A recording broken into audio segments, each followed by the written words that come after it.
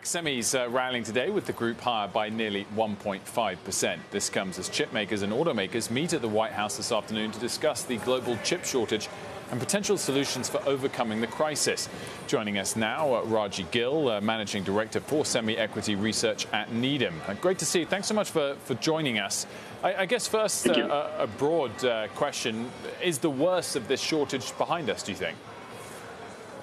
No, the shortages are going to worsen pretty much throughout the end of 2022. They're going to continue. The shortages are happening across the board in the semiconductor industry, whether it's at the wafer level, the raw materials, the wire bonding, the compounds.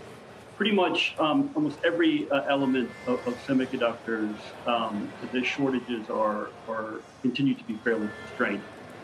So it's going to be like that for, I imagine, till the end of 2022, based on my conversation.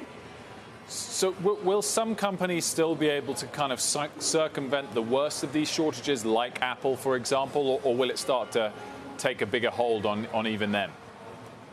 Well, I think you've seen the impact, the most acute impact on the automotive industry, where the forecast are basically reducing overall vehicles by 13 million units. So it's about a $100 billion impact to the automotive industry because they cannot get access to chips.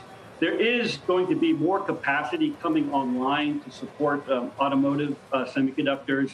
I think that will start to have a positive impact on the auto production as we kind of exit this year. But the industry will continue to be fairly constrained. As it pertains to semiconductors, it, in our view, is actually a positive thing over the long term. Historically, semiconductors have been heavily deflationary. But in the next several years, it's going to be the kind of exact opposite. There's a lot of inflation. Pricing power is being built into semiconductors, given the importance of semiconductors, pretty much every single aspect of the economy.